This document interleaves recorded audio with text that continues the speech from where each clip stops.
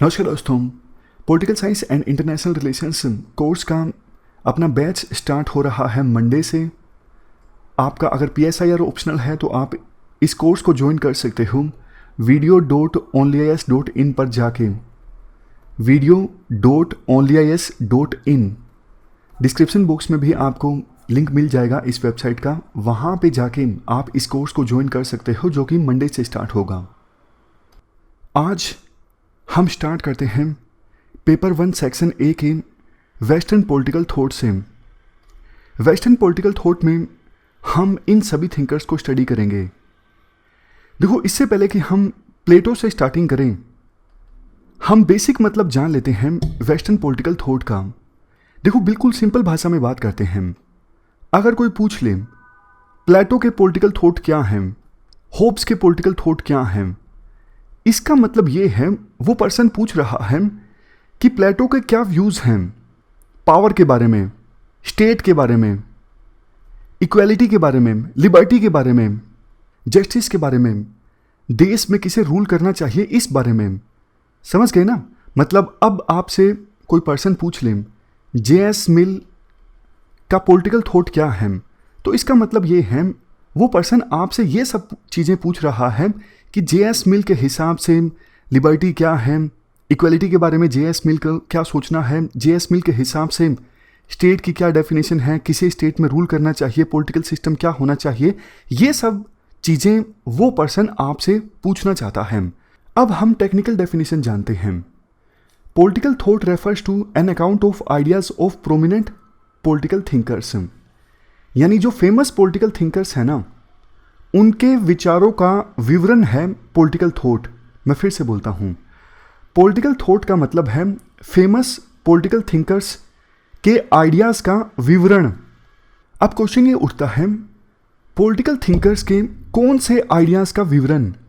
Ideas तो देखो बहुत सारे हो सकते हैं ना। जैसे प्लेटो बोलते हैं मुझे तो रात को जल्दी सोना पसंद है, ठंडे पानी में नहाना अच्छा लगता है। ये आइडियाज़ थोड़ी ना डिस्कस करेंगे हम। पर्टिकुलर आइडियाज़ का विवरण, कौन से आइडियाज़ का विवरण? About problems of politics. और पॉलिटिक्स का क्या मतलब है? एक्टिविटीज़ एसोसिएटेड विद गवर्नेंस, यानी गवर्नेंस से संबंधित गतिविधियाँ। जैसे कि देखो, स्टेट का नेचर कैसा होना चाहिए, स्टेट सोशलिस्ट होना चाहिए, कैपिटलिस्ट होना चाहिए, वेलफेयर स्टेट होना चाहिए, जनता को क्या राइट्स दिए जाएं या फिर ना दिए जाएं, जनता को लिबर्टी दी जाए या फिर ना दी जाए। ये सारी जो चीज़ें हैं ना, ये गवर्नेंस से जुड़ी गतिविधियां हैं।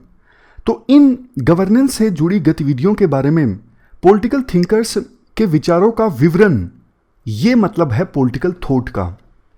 बिल्कुल सिंपल से सिंपल लैंग्वेज में हमने समझा कि पॉलिटिकल थॉट का मतलब क्या है। तो वेस्टर्न पॉलिटिकल थॉट में हम इन सभी थिंकर्स के पॉलिटिकल थॉट के बारे में जानते हैं। प्लेटो, एरिस्टोटल, मैकियावेली, होब्स, लोक, JS मिल, मार्क्स, ग्रैम्स्की, हैना अरेंट। और दूसरी तरफ इंडियन पॉलिटिकल थॉट में हम इन सभी थिंकर्स के पॉलिटिकल थॉट के बारे में जानते हैं। जैसे sir Syed Ahmad Khan, Shri Aurobindo, MK Gandhi, BR Ambedkar, MN Roy. इसके साथ साथ इंडियन पॉलिटिकल थॉट में हम धर्मशास्त्र और अर्थशास्त्र, बुद्धिस्ट ट्रेडिशन, इन सब के बारे में भी जानते हैं। अब देखो, पॉलिटिकल थिंकर्स के काम को पढ़ना समझना कोई आसान काम नहीं है। प्लेटो ने जो कुछ लिखा, एरिस्टोटल के द्वारा जो कुछ लिखा गया, उसे समझना इतना आसान नहीं है जैसे न्यूज़पेपर पढ़ना या फिर मैगजीन पढ़ना। क्योंकि पुराने समय में जो थिंकर्स होते थे वो उस समय जो सर्कमस्टांसिस प्रिवेल हो रही थी उनके अनुसार लिखते थे। तो हो सकता है कि किसी ऐसी घटना पे फोकस करते हुए वो लिख रहे हैं जो आज के समय में रेलेवेंट नहीं है। तो आज के समय में हम उस घटना पे ध्यान दिए बिना अगर उस चीज़ को पढ़ना स्टार्ट करेंगे तो हमें समझने में काफ़ी ज़्यादा परेशानी होगी। इवन काफ़ी बार देखो, ये पॉलिटिकल थिंकर्स उस समय जो रेजीम होता था, जो राजा या फिर जो भी रूल होता था, उसके अगेंस्ट जाके लिखते थे। तो वो सीधा सीधा नहीं लिख सकते थे, वो शब्दों का हेर फेर करके लिखते थे ताकि ना तो राजा को भावनाएं आहत हों, यानी ना तो राजा को यूं लगे कि मेरे खिलाफ ये थिंकर क्यों लिख रहा है, लेकिन जो बात मैं कहना चाहता हूं वो बात मैं कह भी दूं। यानी पॉलिटिकल थिंकर्स की बातों को समझने के लिए हमें उनकी राइटिंग के हिडन मीनिंग को समझना होता है। तो एक टर्म है, उसका मतलब आपको बता देता हूं, हर्मेन्यूटिक्स। हर्मेन्यूटिक्स का मतलब जानने से पहले एक और टर्म का मतलब आपको बताता हूँ, क्लासिक्स। देखो, मानव सभ्यता के इवॉल्व होने में एक लंबी परंपरा या फिर लंबा इतिहास रहा है। लिटरेचर को स्टडी करने का, इतिहास को स्टडी करने का, फिलोसफी को स्टडी करने का, इन सब्जेक्ट से संबंधित कुछ वर्क्स यानी कुछ टेक्स्ट ऐसे हैं जो बहुत ही ज़्यादा इंपॉर्टेंट हैं, वो मास्टरपीस हैं, टाइमलेस हैं, यानी उनकी इंपॉर्टेंस आज भी है। फॉर एग्जाम्पल, प्लेटो के द्वारा लिखा गया द रिपब्लिक, ऐसे मास्टरपीस वर्क को कहा जाता है क्लासिक्स। अब हम जानते हैं मतलब हर्मेन्यूटिक्स का क्या है। हर्मेन्यूटिक्स का मतलब देखो ये है, जो क्लासिक्स हैं जो हमने अभी बात की, मास्टरपीसेस, फॉर एग्जाम्पल प्लेटो का द रिपब्लिक, इनके टेक्स्ट को इंटरप्रेट करना, ताकि हम उन टेक्स्ट के अंदर जो रियल और हिडन मीनिंग है, उस रियल और हिडन मीनिंग को समझ के और ये पता लगा सकें कि रेलेवेंस क्या है उन टेक्स्ट की हमारे लिए।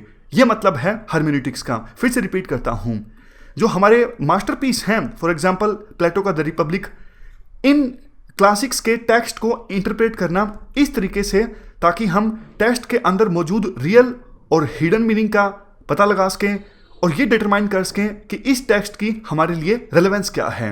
ये मीनिंग है हर्मेन्यूटिक्स का।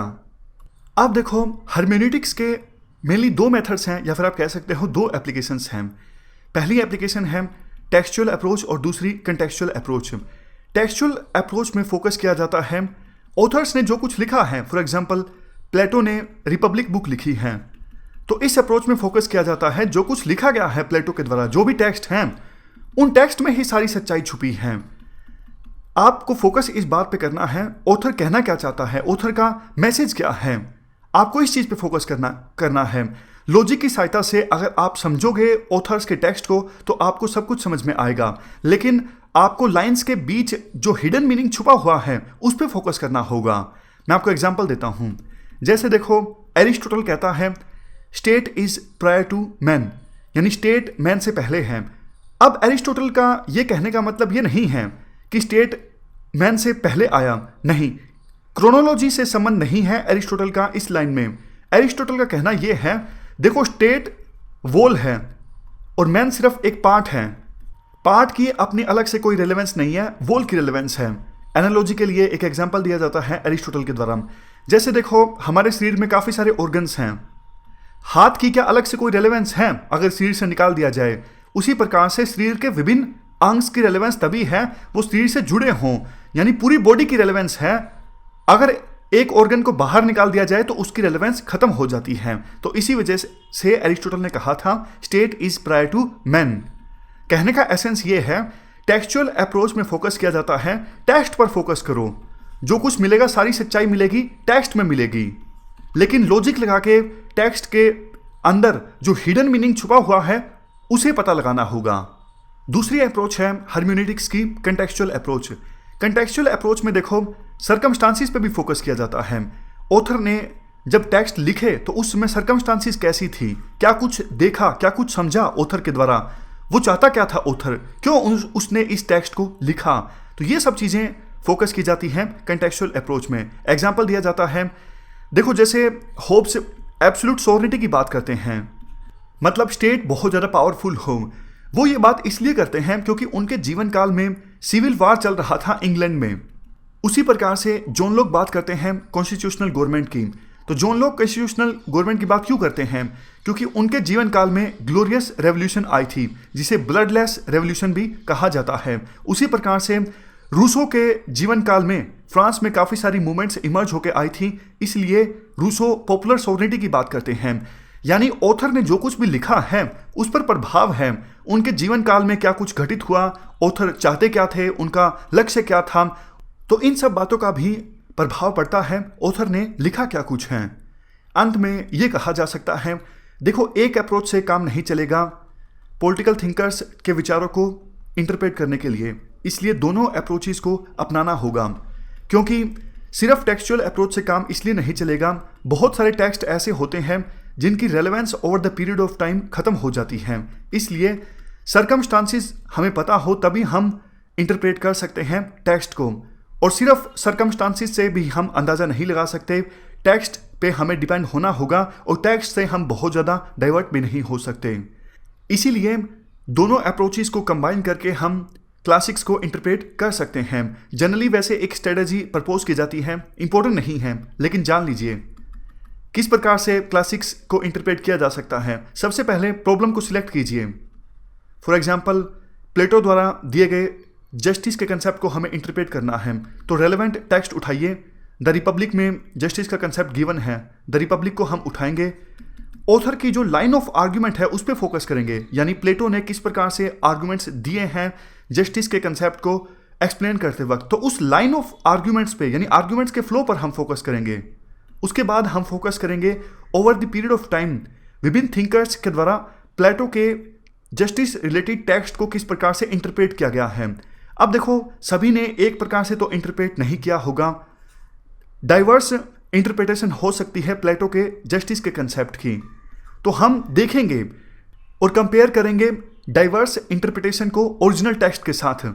इवन ऑथर की जो ओरिजिनल लाइन ऑफ आर्ग्यूमेंट है उससे भी हम कंपेयर करेंगे डाइवर्स इंटरप्रिटेशन को, और अंत में हम खुद का कंक्लूजन ड्रा आउट करेंगे। तो इस अप्रोच को फॉलो किया जा सकता है पॉलिटिकल थिंकर्स के टेक्स्ट को इंटरप्रेट करने के लिए। देखो, ये इंटरप्रिटेशन के लिए जो अप्रोच है जिसको हमने समझा, ये बहुत ज़्यादा इंपॉर्टेंट नहीं है। आपको वेस्टर्न पॉलिटिकल थॉट का मतलब जरूर पता होना चाहिए। नेक्स्ट लेक्चर से हम स्टार्ट करेंगे प्लेटो से। Thank you very much for discussion.